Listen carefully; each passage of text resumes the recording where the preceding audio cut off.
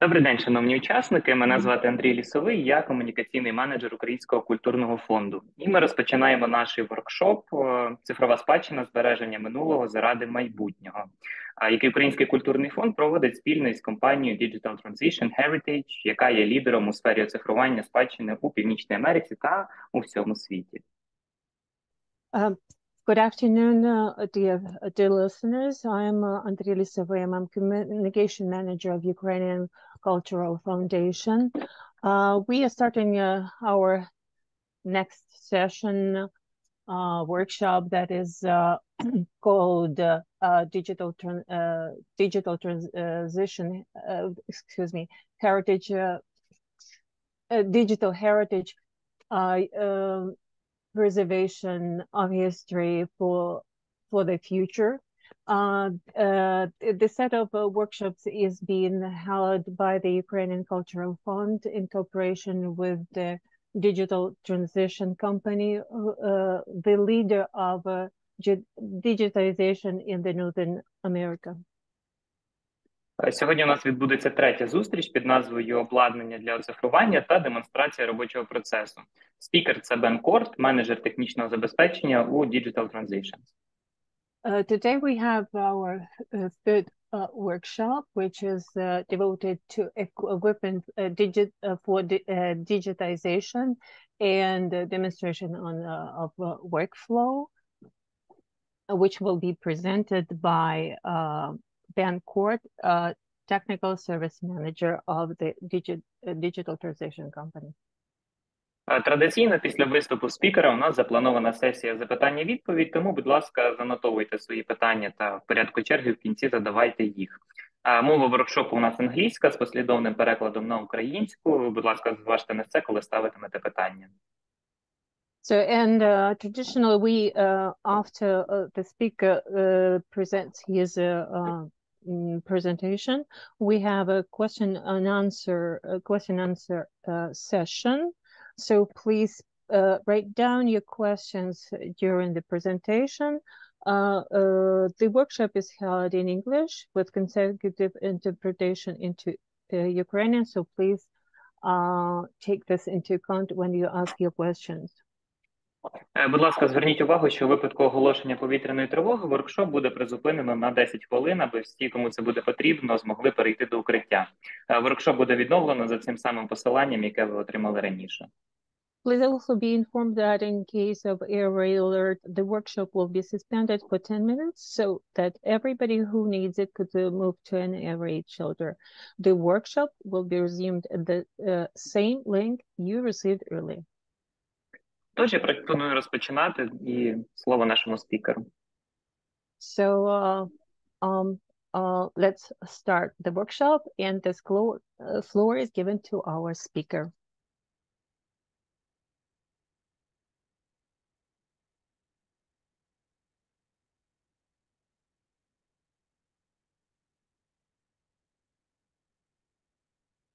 All right. Hi, everyone. Thanks again for joining us. Привіт всім. Дякую, що знову приєдналися до нас. First, a quick introduction and a little bit about myself. My name is Ben Korт, and I'm the Technical Services Manager for Digital Transitions. Спочатку короткий вступ, коротко про себе. Мене звати Бен Корт, я менеджер технічного забезпечення компанії Digital Transitions. Been working in the photographic industry for 15 years, the last decade of which has been in the heritage imaging sector. Prior to working for Digital Transitions, I was the collections photographer at the Portland Art Museum here in Portland, Oregon. Я працював в галузі фотографії приблизно 15 років. Останні 10 років я був пов'язаний з сектором створення зображень для збереження культурної спадщини. До того, як почав працювати в компанії Digital Transitions, я був фотографом колекцій тут в Портленді, в музеї, Портлендському музеї мистецтв в штаті Орегон. At Digital Transitions, I work closely with our support team, developing training curriculum on a variety of topics, including general day-to-day digitization, workflow design, equipment selection and testing. I've overseen the creation and authored several of the DT online courses for digitization, compliance, and standards, and other technical imaging topics. Компанії Digital Transitions я тісно співпрацюю з нашою командою технічної підтримки, взагалі підтримки. Ми розробляємо навчальні програми з різних питань, з різних тематик, серед яких загальне щоденне оцифрування, розробка робочих процесів і підбір і тестування обладнання. Я керував створенням і є автором декількох онлайн-курсів компанії Digital Transition, які стосуються оцифрування, дотримання вимог стандартів, compliance, самих стандартів і теми, пов'язані з технічними відтворенням зображень. So far in the series, we have discussed developing and funding a project, how we can use standards and specifications to build a foundation for that project, but why digitization? До цього воркшопу ми з вами обговорювали розробку і фінансування проєкту, як можна використовувати стандарти і технічні специфікації для створення основи таких проєктів і для чого потрібне оцифрування. In this presentation, we will explore what digitization of a collection can provide and why it's important in the first place. В цій презентації ми ознайомимося з тим, що може надати оцифрування колекції і чому це у першу чергу має важливість. Broadly speaking, we have divided this into three areas of focus: access, preservation, and discovery. Загалом ми розділили все це питання на три цільові спектри або зони. Це доступ, збереження і відкриття. I hope that through a discussion of these ideas, you'll gain further understanding of how a comprehensive digitization program can benefit your institution. Я сподіваюся, що в процесі обговорення цих ідей ми з вами дійдемо розуміння того, чому така комплексна програма оцифрування може бути корисною для вашого закладу. The first section of this class discusses the question, why digitization? Why do cultural heritage institutions invest the time and money to digitize their collections? There are, of course, many reasons, as diverse and plentiful as the collections themselves. But in this class, we will organize these reasons into three buckets. Access, that is, digitization increases access to the content of a collection. Preservation, the fact that digitization is an integral component in the preservation of that collection. And finally, discovery, that digitization facilitates the exploration of a collection in ways that promote discovery and research. Let's begin with access. Access to a collection can be democratized by digitization. Graham Haber of the Morgan Library and Museum draws a comparison relevant to his collection. One of the prized pieces of our collection is the Gutenberg Bible that completely changed the dissemination of knowledge in its time. Digitization allows a similar dissemination, so a similar revolution is going on now. It breaks down the walls of time and space, and now it's accessible to the entire world. For hundreds of years, the only way to view a Gutenberg Bible was to own one, or to travel to an institution that owned one. And even then, access was often restricted by race, gender, class, education, country of origin, or religious affiliation. Now anyone in the world can digitally crack open a Gutenberg, or any of the millions of other digitized books. The first thing you might think about is researchers. For example, Carrie Thompson of Smithsonian Libraries says, "Some of our books are not widely available. They might be in 1 or 2 libraries in the entire world. Researchers, particularly those in the developing world, wouldn't have had access to this information. And suddenly here it is on the internet. It has transformed the way they do their research. It has given them access to material they didn't even know that they needed access to." Researchers across a broad spectrum of fields and specializations benefit enormously from the democratization of access that comes with preservation-grade digitization. But the benefits of access also extend to the general public. For example, in 2014, when the New York Public Library, or NYPL, released a batch of 20,000 digitized maps, the feedback on their website and social media was both tremendous and dominated by members of the public rather than academic researchers. One commenter wrote, "This is absolutely incredible. As a teacher, these maps are invaluable. Thank you so much for doing this." Another example from the organization Library for All speaks to how digitization can be leveraged by nonprofits.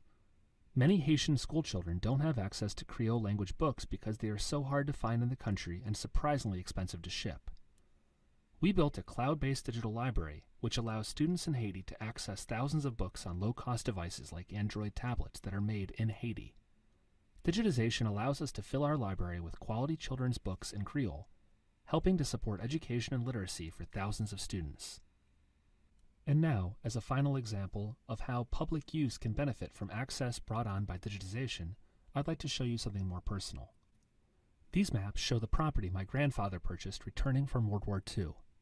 He rented construction equipment and dammed up a small creek, forming a lake with a small island in the middle, and he built a house there. The Ohio Department of Natural Resources was a bit surprised when they found out, since he didn't seek any permit or permission. These elevation maps show before and after that creek was dammed up. I found them in the United States Geological Society, or USGS. Also in that same collection are archived aerial photos taken before and after that dam was made. I was even able to find records of the gentleman who sold the land to my grandfather in a Farmers Association yearly roster digitized by the Ohio State University. Notably, both USGS and OSU are clients of digital transitions, so it was a particularly special experience to browse their collections looking for my own family's history. I used these and many other public documents while writing a book on my family's history. They added great depth to the story of my family, and I'm grateful to the digitization efforts of the cultural heritage community for making them available to the public. Moving on from access, let's discuss preservation, because digitization can play a vital role in the preservation of physical objects in a collection in a variety of ways. For example, a preservation digital file can be used as a surrogate for physical access, meaning that instead of accessing the original object, someone can access the digital file. This reduces the wear and tear that physical access brings. For example, Graham Haber at the Morgan Library and Museum says, "The most important thing as a cultural heritage institution is preserving the rare material. Only a certain number of people can look at a 700-year-old manuscript without creating a lot of damage to that manuscript, but by having very high-quality imaging, the need for handling is greatly reduced." Digitization also creates a record of the state of an object at a given time, providing an objective point of comparison for the future. For example, an object might be digitized prior to and after it was loaned to another institution. This can help conservation to determine whether or not any damage or deterioration occurred during the loan. Similarly, it's a standard practice to digitize an object as documentation before and after a conservation treatment. This often aids the conservation treatment itself, but it also provides a record of the object prior to the conservation treatment. And while it's unpleasant to think about, digitization also provides a preservation of last resort for objects that are catastrophically lost in their physical form. Regardless of whether an object has been digitized, every effort should be taken to safeguard and preserve the original physical object. But history is rife with examples of catastrophic loss, and in such cases, preservation-grade digitization becomes the only means by which the content of that object is retained. And unlike physical objects, digital files can be exactly duplicated to prevent their loss. For example, Jeff Lubin of the Louisiana State Museum, in discussing the impact of Hurricane Katrina on his collection, notes that the worst damage to physical collections and buildings occurred at the old U.S. Mint location at 400 Esplanada Avenue. Hurricane Katrina's winds tore off the copper roof of the building, allowing a great deal of rain to enter. There was damage to some collections.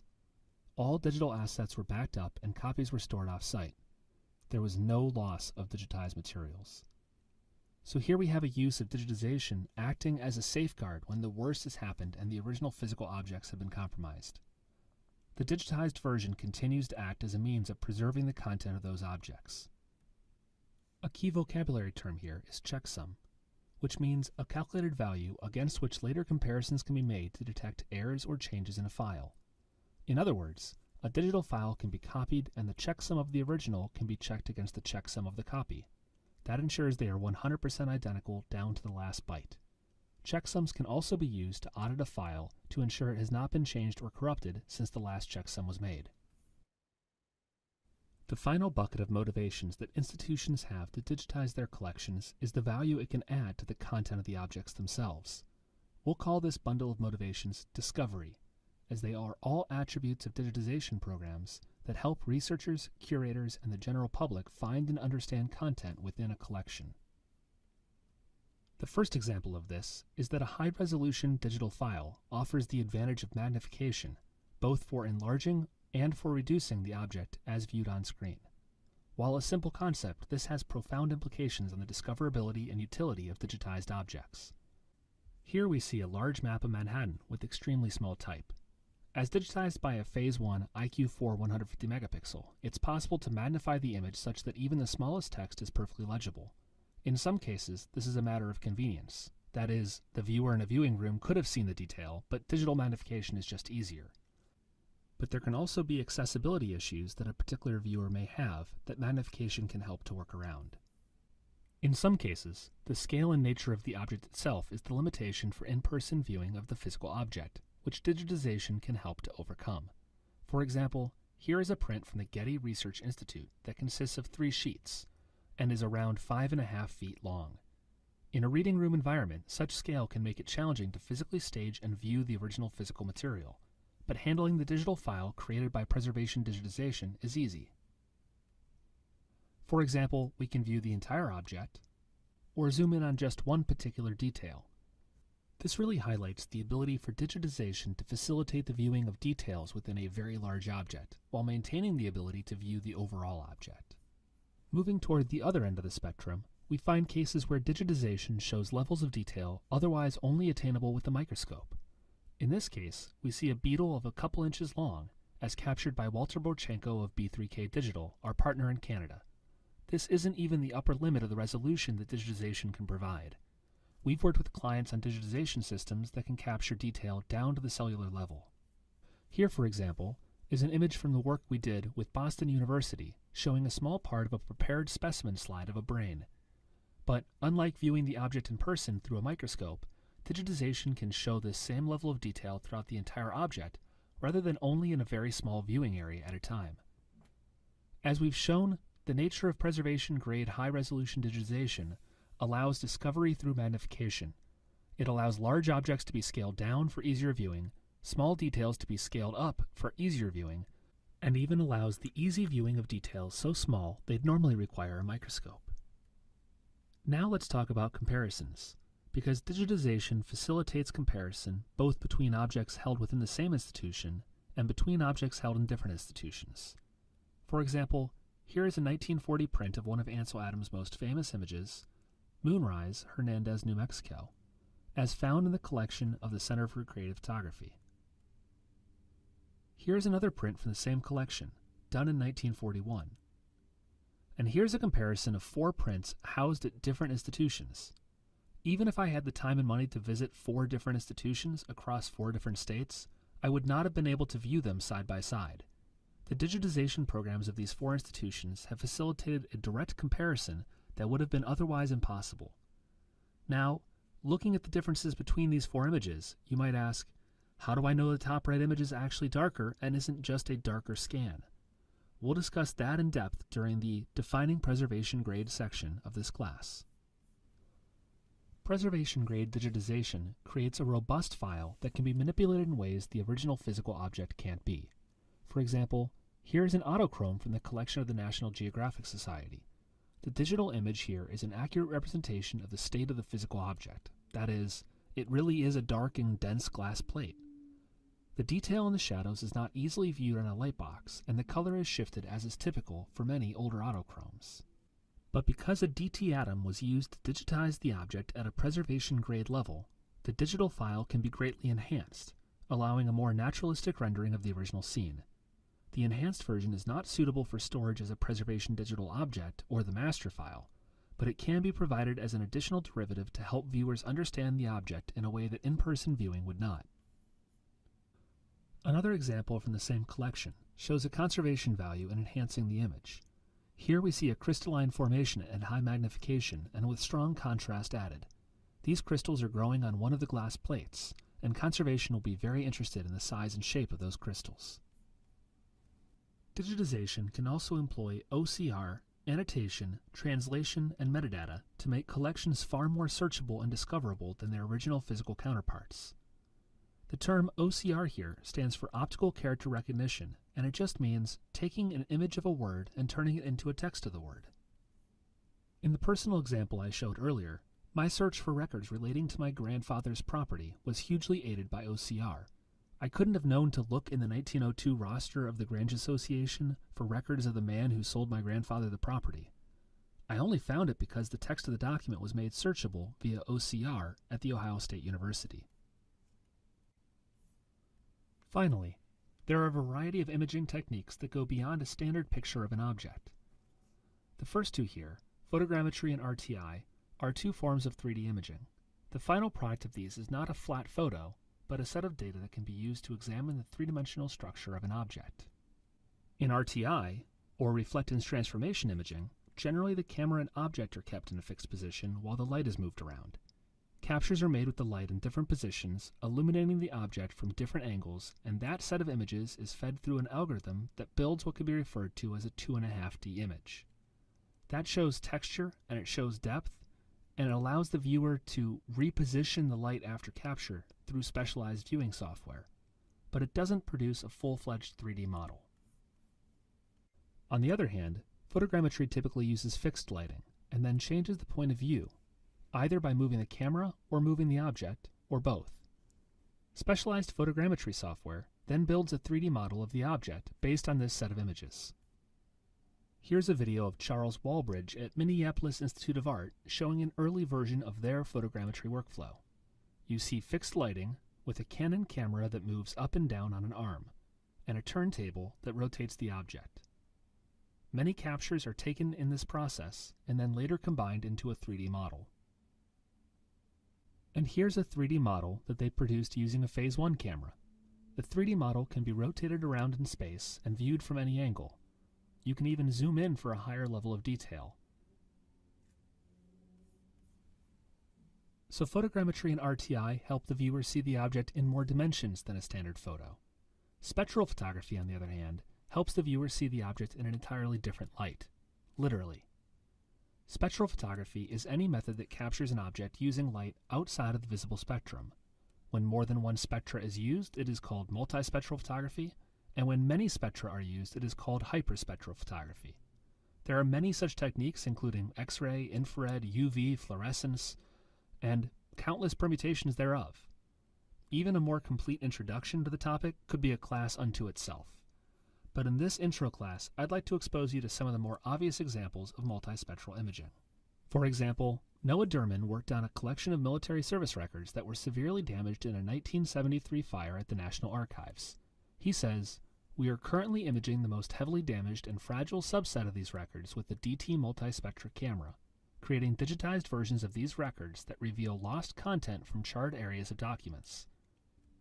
Noah couldn't share those specific files because they contain personal information of those that served in the military, but I can show you some of the R&D samples that we did of burnt documents prior to the beginning of that project.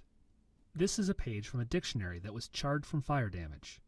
Take a look at the lion in the center image that was captured with the infrared spectrum. The burnt section of the page appears bright, even though it's very dark in the visible image off to the left. The word London above and to the right of the picture of the lion is clearly legible in infrared, when it's basically impossible to see it in the standard color image. Let's take a look at another example. This is an accurate depiction of how this page looks to the human eye in a reading room. It has brown discoloration spotting the page. Imaging this object in infrared light shows that these brown spots are actually totally transparent to infrared light, so captured in infrared, they just vanish. They haven't been retouched out, they haven't been removed, they just don't show up when captured with the kind of light that your eye doesn't normally see. We can take the visible light image that shows the brown spots and subtract the image in infrared that doesn't, The result will be a difference map that highlights where those brown stains are located. This could be of tremendous value to a conservation team. So here again you see the infrared capture on the left, the visible capture in the center, and the difference map on the right. Because we've used more than one spectra of light to capture this object, you could refer to this as multispectral imaging. And because we've used mathematical computation to compute the difference between the infrared and visible image, you could also refer to this as computational photography. Let's take a look at one final example provided by Brad Flowers at the Dallas Museum of Art. It shows a painting of a fish and bowl captured under visible light. Here's the same painting captured using transmitted infrared light. That is, an infrared light placed behind the canvas pointed toward the camera, shining light through the canvas. This reveals some of the underpainting, showing a bit of the artist's process in creating the object. These are just some of the digitization techniques that can add value to the collection and make it more discoverable. In review, in this section we discussed why digitization, grouping the reasons that cultural heritage institutions digitize their collections into access, preservation, and discovery. If any of these subtopics look unfamiliar, please review their parts in this presentation. Coming up next will be modern scanning.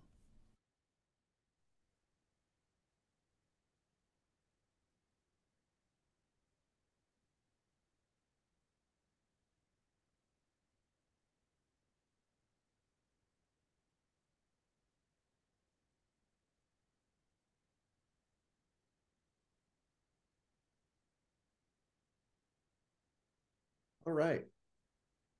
Thank you all for attending. If you have any questions, now is the moment. Добре. Тепер, якщо у когось... Дякую, що ви з нами сьогодні і подивились презентацію. Якщо є питання, це якраз зараз це момент настав.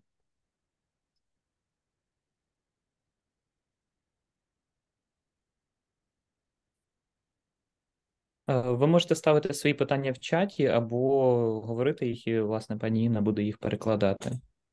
You can ask your questions in writing in chat box, and also you can say them in voice, and Miss Ina will translate that.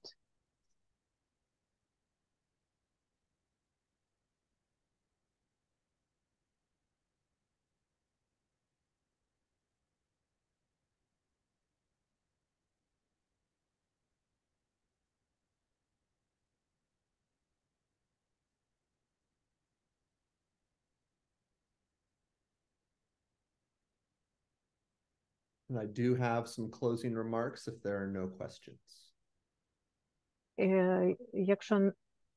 Якщо нема питань, тоді ми можемо закінчувати презентацію загальним висновком.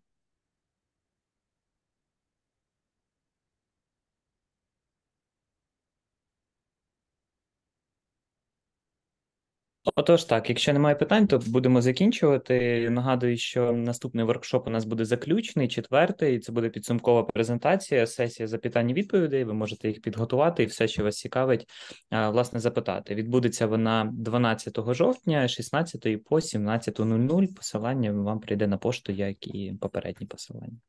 If you have no questions, then we can close this session, because on October 12th, we will have workshop number 4. That will be a summary session for questions and answers. That will be held on October 12th from 4 p.m. till 5 p.m. And you will be sent invitation and link to this workshop as well. I do see a question in the chat. Бачите питання в чаті? Так, там є, власне, одне питання, всі інші це подяки. Які приклади були в роботі з лаврою? There is one question. There are lots of thank yous. And there is one question, what examples from working with Lavra experience were given? So there were no specific examples for the Lavra in this video, but we do have a page on our website discussing our Ukraine initiatives and the work that we've done with them. and we have we're working with them on rare manuscripts, icons, and flat art. В цій конкретній презентації не було наведено прикладів роботи з лаврою, але у нас є інформація на нашій сторінці, є дані про роботу в рамках української ініціативи. Ми з лаврою працювали над рукописами, іконами, і там є наведені приклади.